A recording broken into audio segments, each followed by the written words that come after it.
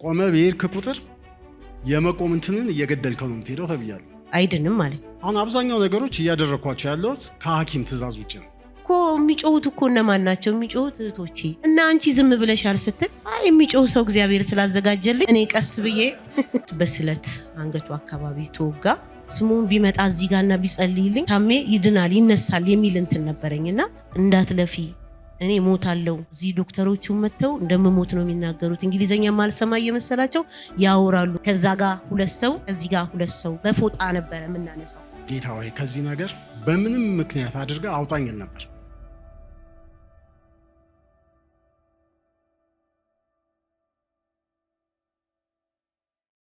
ሰላም የተወደዳችሁ የእግዚአብሔር ቤተሰቦች እንደምን አላችሁ? ይህ በእግዚአብሔር ምሕረት የወንጌል አማኞች ቤተክርስቲያን እየተዘጋጀ የሚቀርብላችሁ የእግዚአብሔር ብዙ ምሕረት የበዛላቸው ወገኖች ምስክርነት የምንሰማበት ሰዓት ነው። ዛሬም እንደተለመደው እግዚአብሔር በሕይወታቸው ላይ ያደረገውን ድንቅ ነገር ሊነግሩን በእኛ መካከል የተገኙ ወገኖች አሉ። ከነሱ ጋር ቆይታ የምናደርግ ይሆናል። አብራችሁን ቆዩ። ሰላም፣ እንኳን ደህና መጣችሁ። ይህን ቃለ መጠይቅ ለማድረግ ስለተባበራችሁን ከልብ እናመሰግናለን። በመጀመሪያ እንተዋወቃችሁ። እኔ ስሜ እመቤት አስፋው እባላለሁ። የእግዚአብሔር ብዙ ምሕረት ቸርች አባል ነኝ። እሺ ወንድማችን? ስሜ ታምራት ብርሃኑ ይባላል። የዚሁ ቸርች አባል ነኝ። እሺ እግዚአብሔር በሕይወታችሁ ያደረገላችሁ ነገር ምንድን ነው? እስቲ እንስማ። ዛሬ እዚህ ቦታ ልገኝበት የቻልኩበት ትልቁ ምክንያት የባለቤቴ ጉዳይ ነው። እግዚአብሔር ከልጅነት ጀምሮ ትልቅ ነገር እያደረገልኝ እዚህ አድርሶኛል። ክብር ለእርሱ ይሁን። ጥቅምት 27 ቀን 2016 ዓመተ ምህረት ዕለተ ማክሰኞ ቀን ነው አስታውሰዋለሁ። ከምሽቱ 4 ሰዓት ተኩል አካባቢ ከስራ ወደ ቤት እየገባ በማይታወቁ ሰዎች በመያዝ ለአራት ሆነው ደብድበውት በስለት አንገቱ አካባቢ ተወጋ። በጣም ከፍተኛ የሆነ ጉዳት ነበር በእለቱ የደረሰበት። እኔም ሳልደርስ ነው ወደ ጤና ጣቢያ ወስደውት ከዛ ሪፈር ወደ የካ ኮተቤ ሆስፒታል ተደረገ። በዛ ሰዓት ግን እንደዛም ሆኖ የሚመጣልኝ እኔ ቅርብ ቢሆንና አጠገቤ ቢሆን ስሙን ቢመጣ ደስ ይለኝ ነበር። ለምን እንደምል አላውቅም፣ የሚያውቀው እግዚአብሔር ብቻ ነበር። እና ይዘነው ገብተን ሆስፒታል እንደገባን ዶክተሩ ምን አለኝ፣ ብዙ ነን እህቶቼም ወንድሞቼም ጎረቤቶችም ነበሩና ባለቤቱ የታለች ሲል እህቴ በጣም ፈጣን ናትና ለምን ፈለካት ስትለው አይ እሷን ፈልጊያት ነው ሲለኝ አቤት እኔ ሊረዳ ይመስሎኛልና ለምን ፈለከኝ? አቤት እኔ ነኝ ስለው ትከተይኝ አለኝ። እሺ አልኩትና ተከትየው ሄድኩኝ። የሆነ በቃ ውሳኔ እንድትወስኝ ነው አለኝ። ምን ልወስን ስለው ባለቤትሽ አይድንም አለኝ። ለምን? አንተ ማነህ? አንተ እኮ እግዚአብሔር አይደለህም። የተወጋበት ቦታ በጣም ከባድ ነው። እያወራ ሊሞት ይችላል። አንቺ ግን ራስሽን አዘጋጂ ሲለኝ አይሞትም፣ ባለቤቴ በህይወት ይኖራል። እግዚአብሔር ትልቅ አምላክ ነው። ስለተናገርከኝ ነገር አመሰግናለሁ አልኩና ስመለስ በጣም እንባንቆኝ ስሜቴ በጣም እንትን ስለነበር እህቴ ኃይለኛ ናት፣ በጌታ አይደለችም። ምን ብሎሽ ነው ብላ ሄደች እየሮጠች። አይ ምንም ነገር እንዳትዩ ሌላ ነገር እንዳታበላሽ ብለው ሌሎቹ ተከትለው ያዟት። በዛ ውስጥ ግን እኔ አሁንም ያለው በመራቁና ስልኬን በለቷ አልያዝኩትም በድንጋጤ እንጂ ስሙን ቢመጣ እዚህ ጋርና ቢጸልይልኝ ታሜ ይድናል ይነሳል የሚል እንትን ነበረኝና ከዛ እንደምንም ተሯሩጠን እግዚአብሔር ረድቶኝ ነው። በቃ እግዚአብሔር ረድቶኝ እዛ ቦታ ላይ ሕክምና ሊሰጡትም አልፈለጉም፣ ወደ ሌላ ሪፈርም ሊጽፉልኝ አልፈለጉም። እግዚአብሔር ረድቶት አንድ ሰው እኔ ያላቀውም አጠር ያለ ሰው ነው መጥቶ ቪዚት ያደርጋል። ከዛ እህቴ ነይ ብላ ስጠራኝ ምንድነው ስል ይሄ ሰው ምን ሆኖ ነው ሲል ቶሎ አልኩና የማራይ ምናምን አስነስተናል፣ የአምቡላንስ ከፍለን ምናምን ወደ ዋሽንግተን እንዲህ እንደሚታየው ቀላል አይደለም። ከዛ ቶሎ ብዬ ለዛ ሰው ምንድነህ አንተ ስለው እኔ ዶክተር ነኝ፣ አቤት ሆስፒታል ነው የምሰራው፣ ምንድነው ምን ልርዳሽ አለኝ። የላከው ነው ያንን ሰው ጌታ ነው እኔ አላውቅም። እና አይ በቃ የምትረዳኝ ባለቤቴ እዚህ ደረጃ ላይ ነው ብለዋል፣ ማሳከም እንችላለን ወይ ወደ ግል ሆስፒታል ጻፉልን ወይ እዚህም እርዱን ስንል እምቢ ብለው ነው ያሉትና ምንድነው የምትረዳኝ ስለው ጠራቸውና አሁኑኑ ሪፈር ወደ አቤት ሆስፒታል ጻፉ አሉ። አቤት ሆስፒታል እየተጻፈ ያለ እኔ ለስሞን ደወልኩኝ። ደውዬ ምንድነው ሲለኝ አይ ታሜ ማታ ተጎድቶብኛል፣ ዛሬ 2ኛ ቀኑ ነው፣ ስለዚህ አቤት ሆስፒታል መምጣት ትችላለህ ስለው ምንም ችግር የለም አሁን አልችልም፣ ነገ ግን እመጣለሁ አለኝ። መምጣት አለብህ በቃ መተህ ልትጸልይለት ይገባል ብዬ ስለው እሺ አለኝ። አቤት ሆስፒታል አይሲ ነው ያለው፣ ማንም ሰው መግባት አይችልም፣ ከተፈቀደልን ሰዎች ውጪ የሚገባ ሰው የለም። ስንገባም ልዩ ልብሶች አሉ፣ ያው አይሲን የሚያውቀዋልና ስምዖን መጣ። በጣም ብዙ ሰዎች ሊጠይቁ መተው ዛ ኮሪደሩ ላይ ተደርድረዋልና ይገርመኝ ነበር። ቀጥ ብሎ እጁን ወደ ኋላ አደረገና ቀጥ ብሎ የት ነው ሲለኝ እዛ ጋር ያስገባዋል ግን ብዬ ስለው ተይዋለኝና ሄደ። ሲሄድ መግባት አይቻልም ሲለው ጥበቃው አይ እሱ ብቻ ይግባ ስል እሺ ያኑ የሚለበሰውን ልብስ ለበሰ፣ ማክስ አደረገና ገባ። ሲገባ ነርሷ እሱን ክትትል የምታደርገው አጠገቡ ቆማ ነበርና ልጸልይለት ነው አላት። ሲላት ጸልይለት ደስ ይለኛል አለችና ጥላ ወጣች። ከዛ እኔ ቀስ ብዬ መግባት ስለማይቻል እንዲህ ጥግዬ ስመለከት ስምዖን እየጸለየለት ነው። ሁሉም ጥለው ወጡ እዛ የነበሩት። እሱ ገብቶ ጸለየለት። በዛን ሰዓት እሱም ያው ብዙ ራሱን ማያቅም በጣም ከባድ ነበር፣ በቃ የተጫነበት መሳሪያ ምናምን። ከዛ ስምዖን ጸልዩለት ወጣ።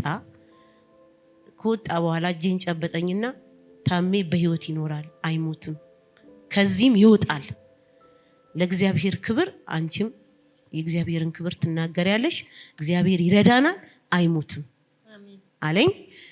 እውነት ነው ስምዖን፣ እግዚአብሔር እንደሚረዳን አምናለሁ፣ ለዛም ነው የደወልኩልህ አልኩት። ከዛ እሱን ከሸኘው በኋላ ገባው። ጠጋቤ ወደኔ እያለኝ ጠጋ ስል እንዳትለፊ እኔ ሞታለሁ፣ እዚህ ዶክተሮቹ መተው እንደምሞት ነው የሚናገሩት፣ እንግሊዘኛ ማልሰማ እየመሰላቸው ያወራሉ ሲለኝ እነሱን ተዋቸው፣ አንተ አትሞትም፣ በህይወት ትኖራለህ፣ ይህን ጌታ ያደረገው ምክንያት ስላለው ነው፣ ስለዚህ መሞት የለብህም፣ እንደማትሞት ደግሞ እኔ እርግጠኛ ነኝ አውቃለሁ። እሱ እንግዲህ ያንቺ ተረት ተረት ሊሆን ይችላል ይለኛል። ሲለኝ እኔ ተረት ተረት አላወራም፣ እግዚአብሔር የሚለውን ነው የምናገረው፣ እግዚአብሔር እንደሚምር እንደሚያድን እርግጠኛ ነኝ አውቃለሁ። ስገባ እሱ ተለውጧል። እንባው በዚህች ጋር እየፈሰሰች ነበር። ለምን አለቀስክ ስለው ሲጸልይልኝ የሆነ ነገር ይሰማኝ ነበር። አልሞትም በህይወት እኖራለሁ አለኝ። ሲለኝ አዎ አትሞትም በህይወት ትኖራለህ፣ በዚህ ልክ ነው እምነትህ ሊለካ የሚችለውና የሚሉትን እንዳሰማቸው ብዬ ስል በጣም በጣም በቃ እኔ እንጃ ከቤተሰብ በላይ የሚንከባከበው እግዚአብሔር ያዘጋጀለት አንድ ነርስ ነበር፣ ብርሃኑ ይባላል። እናዛ ከዛ ብሬ አሁን የጸለየለት ፓስተር ነው፣ በደንብ አውቀዋለሁና ጌታ እሱን በውስጥ ያሳስቡኝ ነው።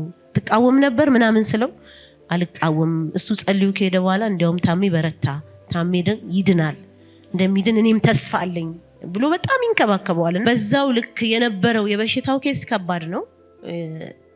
በእነሱ ሾክድ የሚሉት ነገር አለ። ምንድነው ይሄ ሾክድ የምትሉት ነገር? እኔ አይገባኝም። ምንድነው ውስጡ ሾክ አለ ነው የምትሉት ምናምን እያልኩ ስጠይቅ እና ብሬ የሚባለው ነርስ በጣም በቃ እኔ እንጃ ከሚገባው በላይ ይረዳኛልና ብሬ ታምራት እኮ የምታግዘው አንተ ነህ፣ የምትረዳው አንተ ነህ ምናምን ስለው ምንም ችግር የለም እዚህ ክላስ ውስጥ እስካለ ድረስ የሚገባውን አደርግለታለሁ። ይሄ ሾክድ የሚባለው ግን የደም መጨመር መቀነስ የሚባለው ነገር እነዚህ የተሰኩ መሳሪያዎች በአጠቃላይ የሚገልጸው ያንን ነው እና እሱን ያስቸገረን፣ እሱ ከተስተካከለ ከአይሲ ይወጣል አለኝ።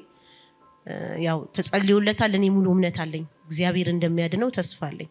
በእለቱ የተወጋ ሰዓት በራሱ እህቶቼ ነበሩና አብረን ቤት ሀያት ጣፉ ነው፣ ሀያት ጣፉ ኮንዶሚኒየም እዛ ነው ያለሁት። በዛን ዕለት ጌታ ሲረዳኝ ማለት ነው ሲያግዘኝ እህቶቼንም ሰብስቤ ከቤት ሄጃለሁ እና አብረን ሁላችንም አንድ ቤት ውስጥ ቁጭ ብለን ነው ይሄ ነገር የተፈጠረውና እኔ በቃ ቆሜ እግዚአብሔር የወደድከውን ያደረግከው እያልኩ ቆሜ ያለውና ጎረቤቴ ማን ነው የተወጋው አለች። ባለቤቴ ስላት እኮ የሚጮሁት እኮ እነማን ናቸው? የሚጮሁት እህቶቼ እና አንቺ ዝም ብለሻል ስትል አይ የሚጮህ ሰው እግዚአብሔር ስላዘጋጀልኝ እኔ ቀስ ብዬ በሩን ቆላልፌ ነው የምወርደው እና በጣም ተገርማ ከዛ ተመልሼ መጣሁ። ጎረቤቴም ጥላ ሄዳለች፣ ማንም ሰው የለም። እኔ መጣሁ፣ በሩን የኔንም የጎረቤቴንም ቆለፍኩኝና ነው የወረድኩትና በዛ ሁሉ እግዚአብሔር ታላቅ ነገር እንደሚያደርግ እግዚአብሔር ለምክንያት ይህን ነገር እንዳደረገው ለምን ይሄ ነገር እንደተከሰተ የሚያውቀው እሱ ስለሆነ ልቤ ሙሉ ነበረ በዛን ሰዓት ማለት ነው። ከዛ በመጨረሻ ላይ ያው ከጸሎቱ በኋላ እኔ አምኛለሁ። ፓስተር መጣ ጸልይልሽ አለችኝ። ያቆታልና እህቶቼ ጥሩ የሆነ ግንኙነትና አፕሮች ነው ያለን በጣም አንደኛ ያው በኋላ በገልጾ ይሻላል እሱንና ፓስተር መጥቶ ጸልዮ ሄደ። አው ስምዖን ነው አይደል እሱ አለችኝ። አው እሱ ነው ላንቺም ቢጸልይልሽ አንቺም ከታሰርሽበት እስራት ትፈቻለሽ ብዬ እህቴን ስላት አንድ ቀን ይጸልይልኛል እምነት አለኝ አለችኝ። ከዛ ያው ወደ አይሲዩ ስንገባ የታሜ ፊት በጣም ተለውጧል። ሁሉም ደስ አላቸው። ታምራት በጣም ዛሬ ደስተኛ ነው። ምንድነው ያገኘው ነገር? አይ በቃ ደስ ብሎታል። ዶክተሮቹ ይሞታል ነው የሚሉት፣ እግዚአብሔር ግን እንደማይሞት ስለነገረው አይሞትም በህይወት ይኖራል አለ። ኦክሲጅን ከላው ላይ ተነቀለ። እግዚአብሔር እንደተናገረው የተናገረውን አድርጓል። ኦክሲጅን የሚባል ነገር ቀረ። በቀጥታ ለ3 ቀን ሽፍት ያደረግነው አልጋጋ ቆይተን ከ3 ቀን በኋላ ወደ ቤት በሰላም ገባን። ዛሬ ድኖ እዚህ ደረጃ ለደረሰበት ምክንያት የመጀመሪያውና ዋነኛው ክብሩን የሚወስደው እግዚአብሔር አምላክ ነው። በቃ ትልቅ የሆነው ጌታ ትልቅ ነገር አድርጓል። ለዚህ ቤተሰብ ማለት ነው ትልቅ ነገር አድርጓል። ባለቤቴ ተፈውሶ በእግሩ እንዲቆም አላውቅም። በእለቱ ሰሞን አይቶታል። ብትኖሩ ከጎኔ ሆናችሁ ደግሞ የዛን ሰዓት መታችሁ ብትጠይቁት ብታዩት እንዳልል እኔ አልመጣሁም። ከዛ በኋላ ነው ወደዚህ የመጣሁትና ያው ለምስክርነቱ ግን እሱ አለና በእለቱ ደግሞ የነበሩ ሰዎች አሉ።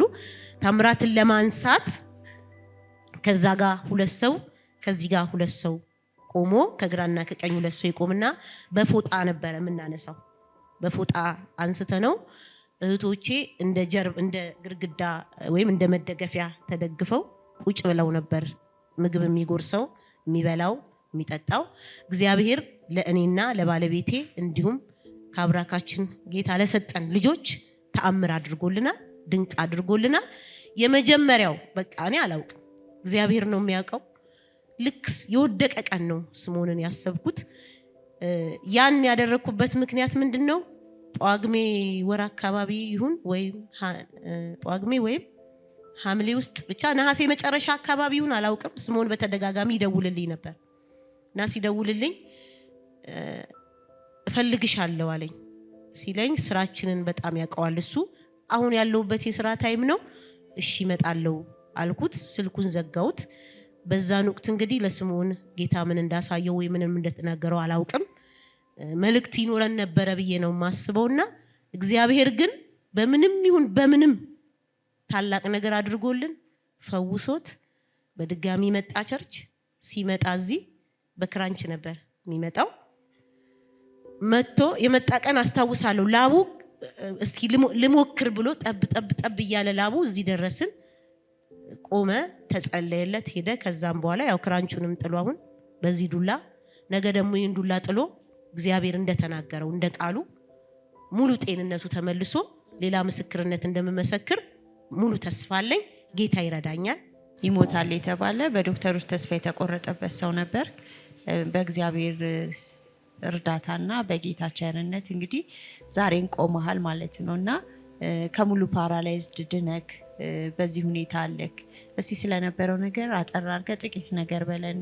በእምነት ውስጥ ጠንክሮ ለመገኘት ወይንም በስም ብቻ መኖር ዋጋ ያስከፍላል። ይሄን በራሴ አይቼዋለሁ እና ይሄ ድርጊት ከመፈጸሙ በፊት የነበረኝ አቋም ጥሩ አልነበረም እና አንዳንድ ጊዜ የጸሎት ምላሽ እግዚአብሔር ፈጥኖ እንደመለሰልኝ ነው የማውቀው።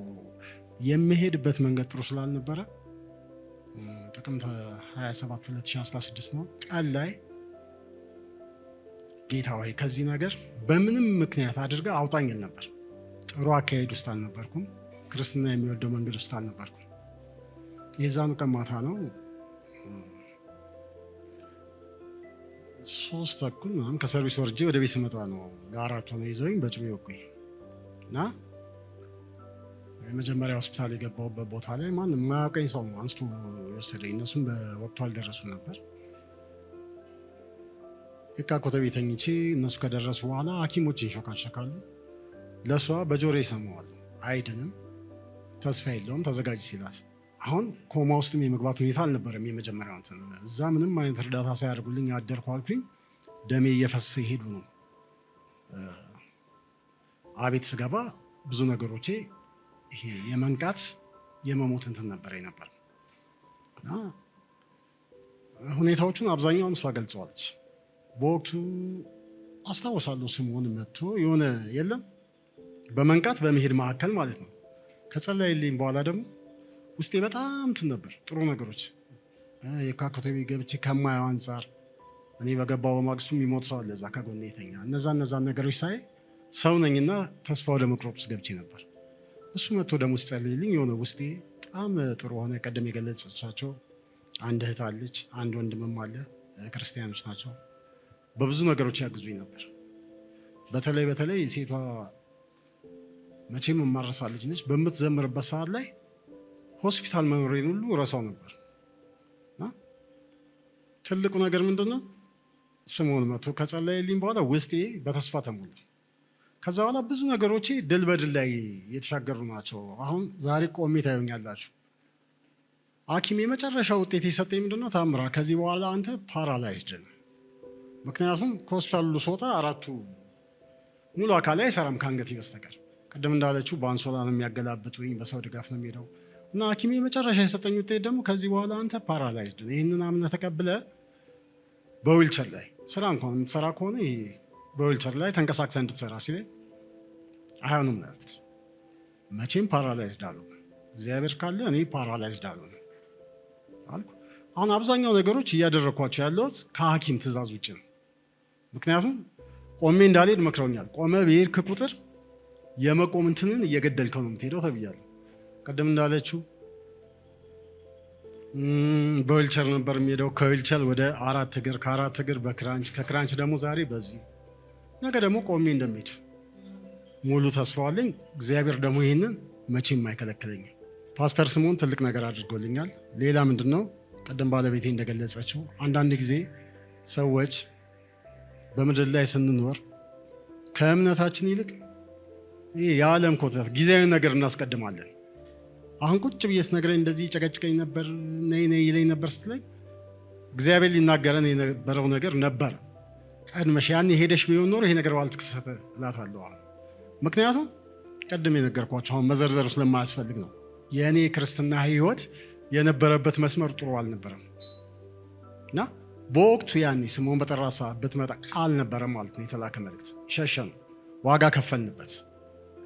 እግዚአብሔር ይመስገን አሁን ምንም ዋጋ ብንከፍል የከፈልኩት ዋጋ ወደ ገደል ሳይሆን ወደ ህይወት ነው ያመጣኝ። ስለዚህ እኔ በጣም ደስተኛ ነኝ በሆነው ነገር። በተጸለየልኝ ጸሎትም ያው እንደምታዩት ቅድም የነገርኳችሁ አይቆምም የተባለው ቆሟል። መቆም ብቻ አይደለም። ትናንት ከባድ መኪና ሹፌር ነኝ፣ ነገ ደግሞ ያ የተወኩትን መኪና ሾፍሬ እንደምመጣ እዚህ ጋር እርግጠኛ ነኝ።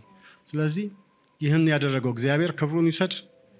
ለዚህም ቤተክርስቲያን መሪ ለፓስተር ስምዖን እውነቴን ነው እግዚአብሔር አብዝቶ አብዝቶ አብዝቶ ይጨምርለት። ለምን የእሱ በረከት ለእኔም ደርሷልና የእሱ በረከት ለቤተክርስቲያኑም እያገለገለ እየሰራ ነው ያለው። አሁን የተለያዩ ምስክሮችን ሰምተናል።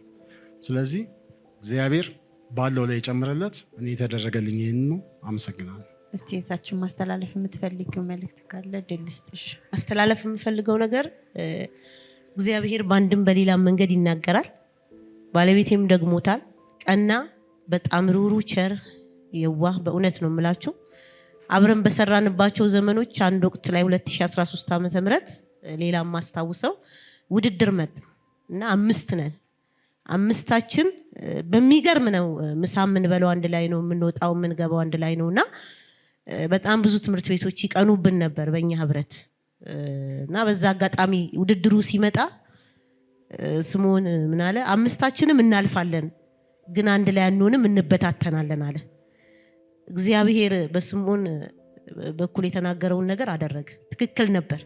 5ታችንም ፈተናውን ተፈተንን፣ 5ታችንም በተለያየ ትምህርት ቤት ውስጥ ተበታተንንና እግዚአብሔር የሚሰራበት እግዚአብሔር ለዚህ ዘመን ያስቀመጠው ድንቅ ሰው የእግዚአብሔር ክብር እየተገለጠበት ያለ ሰው ነውና በባለቤቴ መወጋት ምክንያት ሆኖ በዛ ምክንያት ወደዚህ ቸርች መጥቻለሁ። አሁን ከመጣው በኋላ ማያቸው በጣም ብዙ እንዴት እንዳልመጣች አላቅም። አንድ ህፃን ልጅም አይናችን እያየ እዚህ መድረክ ላይ አምጥቶ አስተኝቷት ያላለቀሰ ህዝብ የለም የዛን ቀንና ካንሰር ነው ኦልቫርስ ሳሳት የተባለችው ከናትየው ተቀብሎ አመጣ እዚህ መድረክ ላይ አስተኛ ጸለየ። ያቺ ብላቴና ተፈውሳ እናትየዋ ወደ ሀገሯ ይዛት እንደሄደች ምስክርነት ሰምተና ትልቅ ስራ እየተሰራ ነው በዚች ቤተክርስቲያን ላይ። እዚች ቤተክርስቲያን ላይ መምጣት የምትፈልጉ ሰዎች ኑ። የሚከፈል ነገር የለም፣ የሚጠየቅ ነገር የለም። የሚያስፈልገው እምነትና በጌታ ፊት ጸንቶ መቆም ብቻ ነው። የሚያገለግሉ ድንቅ የእግዚአብሔር ባሪያዎች አሉን። እግዚአብሔር አብዝቶ ይባርካቸው። እኛም እንገለገላለን። ማገልገልም የፈለገ መገልገልም የፈለገ እዚህ ቤተክርስቲያን ላይ ቢመጣ በሩ ክፍት ነው። የጌታ ቤት ነው። ስለተደረገልን እየሆነ ስላለው ነገር ሁሉ በጌታችን ስም አመሰግናለሁ። እግዚአብሔር ይባርክ። ለሌሎች ወገኖች ቢተላለፍ ይጠቅማል ብላችሁ እዚህ ስለተገኛችሁ ከልብ እናመሰግናለን። እንግዲህ የእግዚአብሔር ቤተሰቦች ከዚህ በፊት እንደነበረው ስናቀርብላችሁ እንደነበረው ዛሬም ባያችሁት ምስክርነት እንደበረታችሁ ተስፋ እናደርጋለን። እናንተም መታችሁ በዚህ አገልግሎት እንድትባረኩ ጥሪ እናስተላልፋላችኋለን። የዛሬው ፕሮግራም ይህን ይመስል ነበር። ፕሮግራሙን ሳስተላልፍላችሁ የነበርኩት እስከ ዳር ከተማ ነኝ። በሌላ ፕሮግራም እስከምንገናኝ ድረስ የጌታ ጸጋ ይብዛላችሁ።